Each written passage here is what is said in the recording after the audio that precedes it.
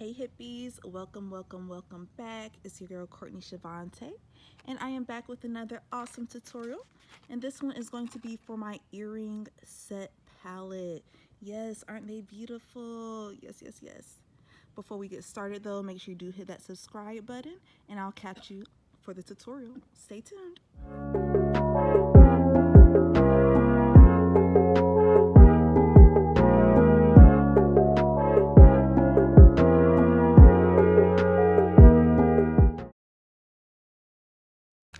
Hey hippies, all right, let's go ahead and get right on started. First, what you want to do is you want to prep about 30 milliliters of clear resin, and you want to go ahead and add just a little bit of clear resin right into the Afro portion of the molds.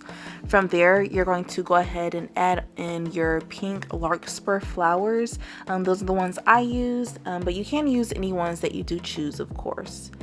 Now I'm going to go ahead and section off the last little bit of my pigment, of my resin. I'm going to put 10 milliliters inside 1 cup. I'm going to mix it into this pink color that you see me making here. And I'm going to be using alcohol inks and mica powders to do so. In the other cup, I have the 10 milliliters of resin in there, and I'm just going to add in some glitter mix that I have. This is a custom one that I made for this particular project, so I don't have any more of it. Sorry guys, but I do have a similar one available in my Etsy shop, so make sure you check it out. I'm just going to take a thin little line of that glitter resin and put that across her legs, and then I'm going to use the pink resin to put that into where her body is, so it'll kind of ombre into the clear portion, and then you'll just add a little bit more clear to fill the mold as you need to and everything. So I hope that makes sense and you're able to see kind of what I'm doing here. So it's basically going from the clear with the flower to the pink to that pink glitter mix. Now within the little stud earrings, I'm only going to be using the pink glitter mix and the pink colored resin, and I'm just going to do the pink glitter mix in the Afro. I'm going to do the Afro glittered, and I'm going to do her body in the mica color mix. So I know I got really tongue-tied there, but I hope that made sense and everything. If not, you should be able to see what I'm doing just fine. But take your toothpick and you're just going to move that resin around so that way you can clear everything, such as the bubbles, make sure they're not piling up and everything, and just get around the edges, press your flower down, make sure everything's nice and secure. Feel free to spray a little bit of alcohol so that way any bubbles that come to the top will go ahead and pop as well. I'm using a toothpick to place some gold foiling around the flowers just to add a little bit more dimension and make it a little bit more interesting and everything, add a few pops of color. I think it's just really cute adding the gold foil. So I'm just going to do that and everything and make sure everything's level. Make sure that it doesn't overflow and that you do not overfill this mold, especially with those spaces in the arms. And then we're just going to allow this a chance to fully cure.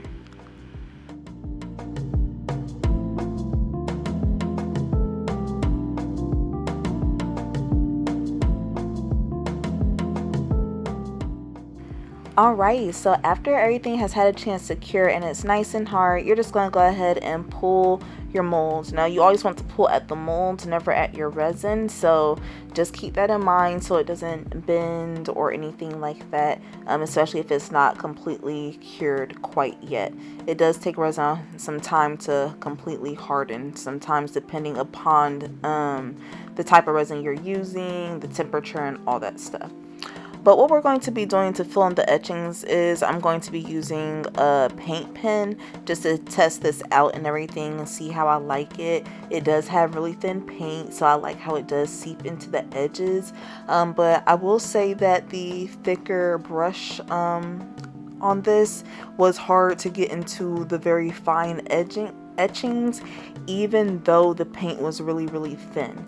So personally, I would recommend using a brush, like a regular paint brush, to do this step, if you do have one available. If not, then just try to do your best with the paint pen. You may need to get in there with a toothpick just to make sure that there aren't any bubbles that aren't allowing the paint to really flow into the etchings. If you are used to painting etchings, you will know what I mean as far as like the bubbles popping up in the etchings and everything. But yeah, just try to be careful and everything. Make a nice smooth surface. Make sure you cover it the best you can, and it's fine if you go over onto the parts where the etchings aren't, because we are going to be cleaning this up later in the next step and everything. So just go ahead and get that nice and coated. You want to do the same to the studs as well. Just get everything a nice even coat, and then after that we're going to allow this a chance to completely dry.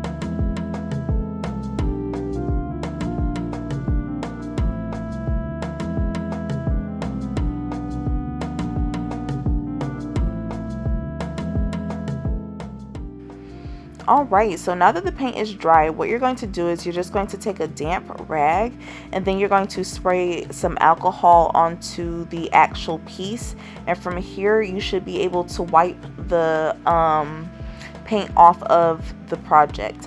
Now it'll hold into the etchings, but those smooth surfaces, they should wipe the paint off pretty easily depending upon how dry that paint is. The longer you let the paint dry, the harder it is going to be wiping it off. So although you want to let it dry completely, keep that in mind, as far as the amount of work you want to put into getting the paint off and everything. Now this paint and the paint marker in particular, it was a little bit more difficult to rub off.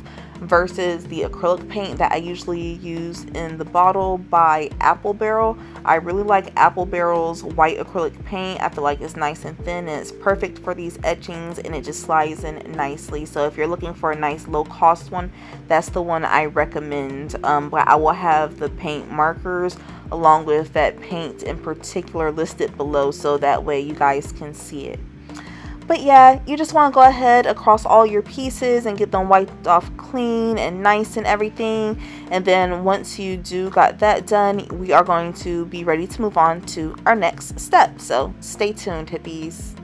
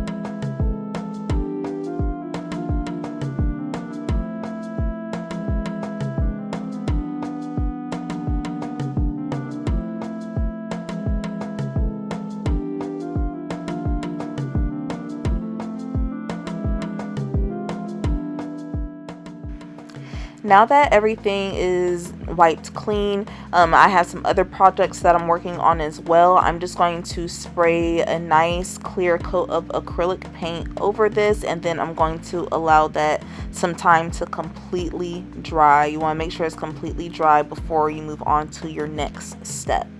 Now for this final step, what I'm going to be doing is I'm just going to be attaching the jewelry findings onto the pieces. So this is basically the part where we turn them into earrings. I'm going to be adding little posts onto the back of the studs so that way you can just pop them to your ears. I'm also going to be adding little clasps onto the actual dangly earrings. Now this portion of the clip, my memory got full on my phone, so it does cut out. You're not going to see every step, but I've done it in plenty of videos before. So sorry about that, hippies. But ta-da! This right here is our finished